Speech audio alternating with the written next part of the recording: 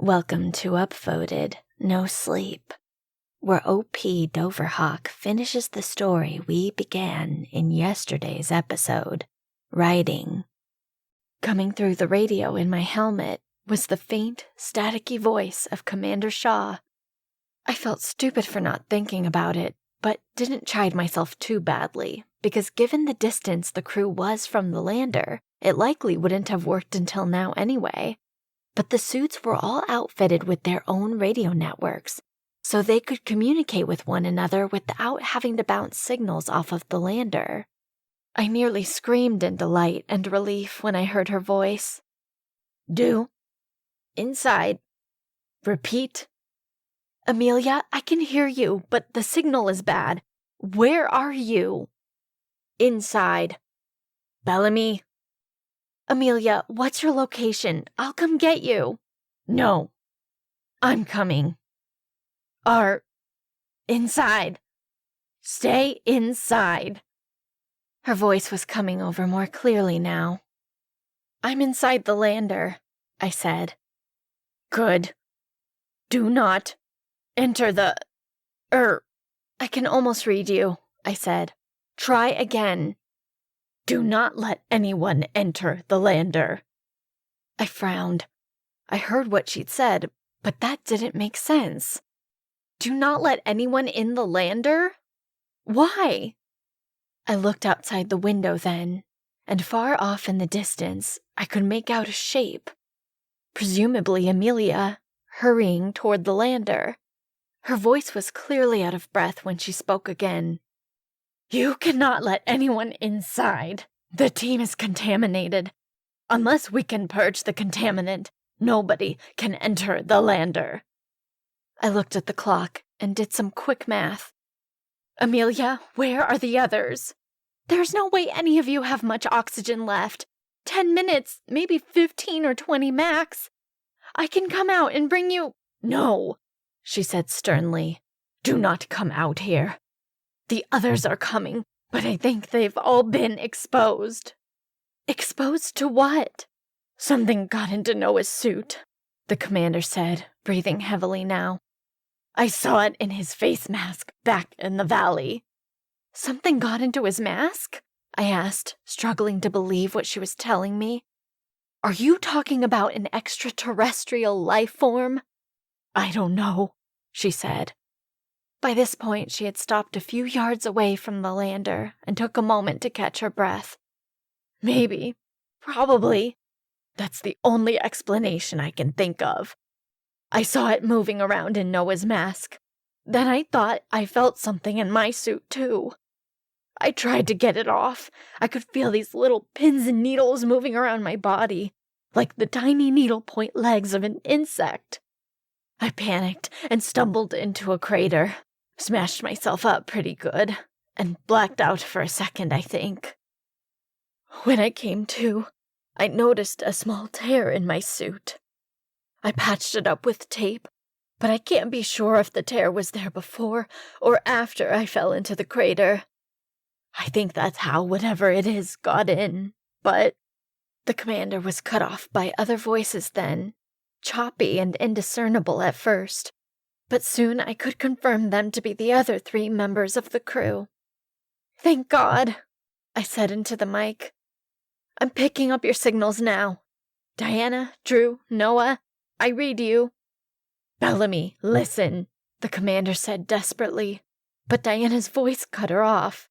"We lost communication, then the commander fell down into a crater. We think she may be concussed, because when she came around, she was experiencing disorientation and paranoia."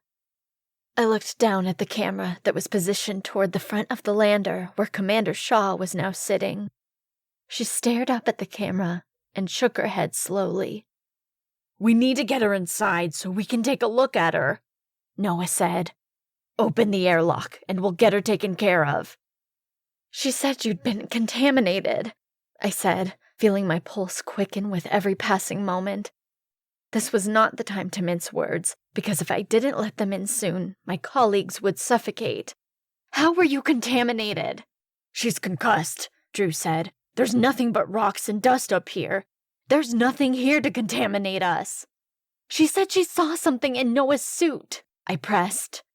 Bellamy, the commander said, gasping now with every word she spoke. Listen to me.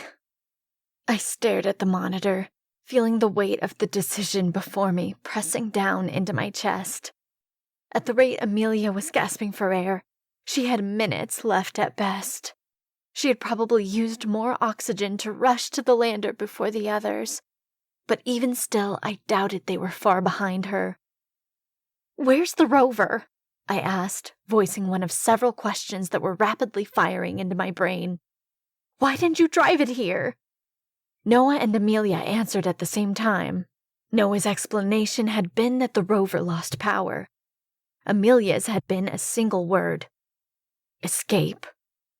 The others had reached the lander now and were banging on the side of the airlock. Bellamy, open the door! They yelled desperately. I need to understand the contaminant, I pressed.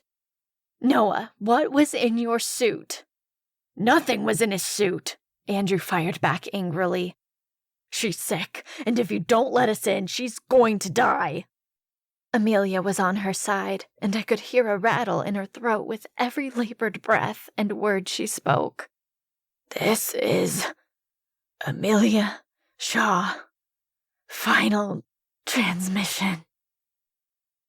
Over the commander's final words, the crew continued banging on the side of the lander, screaming at me to let them in so they could save her. Bellamy, open this door! My stomach twisted in knots with the decision I was faced with.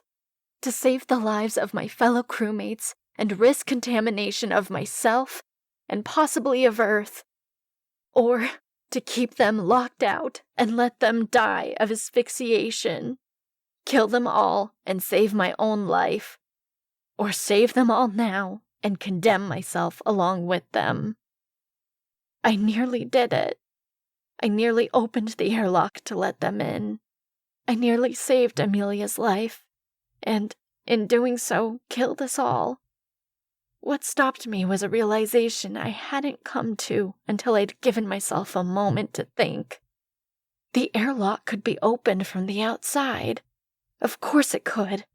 I'd done it myself just a short time ago.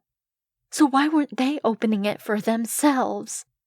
And why was Amelia the only one gasping for breath? My decision was made. The airlock would remain closed, and I would condemn my friends to death. The minutes fell away like the tears on my cheeks as I mourned the loss of my dear friend and commander, while the sounds of fists beat against the side of the lander. This carried on for an hour or so, maybe longer. And still, none of them gasped for breath, even once. I was able to get a signal out, at least enough to share my story along with a repeating SOS signal. But the reception still doesn't seem to work, so there's no way of knowing if this transmission even made it back to Earth. I went on about cycling through the reboot protocols again, something I hadn't done since I'd repaired the antenna. I hadn't expected any other results, though. It was simply something to do to keep my mind occupied, away from the incessant sound of the banging at the door. So I was surprised when I picked up a series of grainy images of the video feed from the rover. The images weren't great, given the poor signal, but I was able to make out all the detail I needed. The bodies of Diana Figueroa, Andrew Radcliffe, and Noah Thornton. Diana was draped over the front seat of the rover. Andrew was leaning against a rock about 10 yards away, the glass of his helmet smashed. And Noah was lying face down in the dust, half of his body hanging over the edge of a crater. In the distance, I could just barely make out another trio of what looked like bodies that bore a striking resemblance to the spacesuits worn by the last men that had walked across the same ground just over 50 years ago. Men that I had read about, seen videos of, idolized. Perhaps one of whom had heeded the calls of his other crewmates. and opened the door. And that was an upvoted NoSleep story by O.P. DoverHawk, whose work you can find more of on DoverHawk.com. Sweet dreams.